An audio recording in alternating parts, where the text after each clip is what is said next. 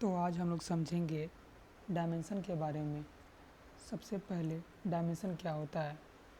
तो डायमेंशन यानी आयाम, इसका मतलब कि एक वस्तु या नॉन लिविंग थिंग कितने एक्सटेंट में हम लोग उसको मेज़र कर सकते हैं, यही उसका डायमेंशन डिफ़ाइन करता है।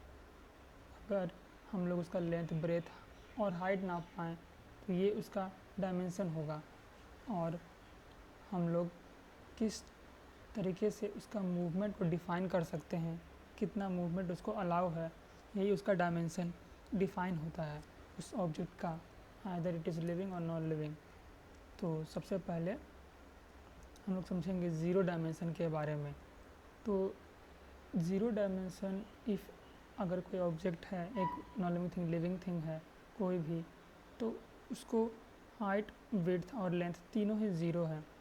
जैसे कि एक ऑब्जेक्ट है उसका हाइट, विड्थ और लेंथ तीनों ही ज़ीरो हैं, तो ये डिफ़ाइन करता है कि वह ज़ीरो डायमेंशन में है।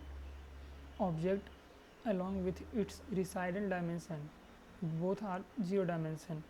ये कोई मूवमेंट नहीं कर सकता क्योंकि इसका लेंथ, ब्रेथ, हाइट नहीं है और इसके डायमेंशन का भी लेंथ, ब्रेथ, हाइट नहीं है। और क्योंकि हम लोग ऊपर या फिर higher dimension, observer from higher dimension will see that zero dimensional object doesn't have any movement allowed।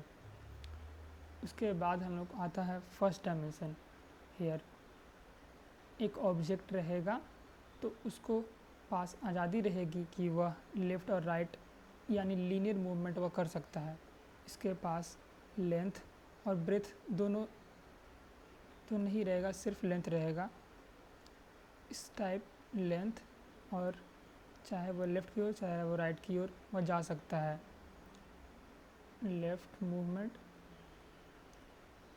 में वह ट्रैवल करेगा और वह राइट मूवमेंट में ट्रैवल कर पाएगा।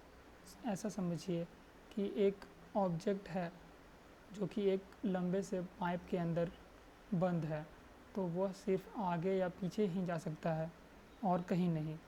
बट हायर डायमेंशन उसको देख सकता है कि वह लेफ़्ट और राइट में डायमेंशन में फॉलो कर रहा है, लेफ़्ट और राइट में डायमेंशन में वह जा पा रहा है।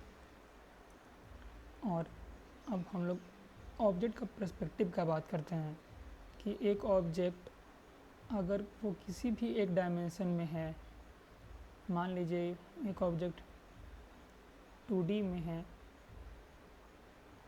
तो ये जब कोई चीज़ को देखेगा तो वह उसका कितना परसीव कर पाएगा, इसका मतलब कि वह कितना उस डायमेंशन से एक एनर्जी और इन्फॉर्मेशन को एक्वायर कर पाएगा। तो यह उसके डायमेंशन से एक कम होता है, यानी कि एक 2D object one dimension object को ही परसीव कर पाएगा। जैसे कि एग्ज़ाम्पल में देखिए, हम लोग 3D ऑब्जेक्ट हैं, तो हम लोग भी एक 3D वर्ल्ड में ही रहते हैं।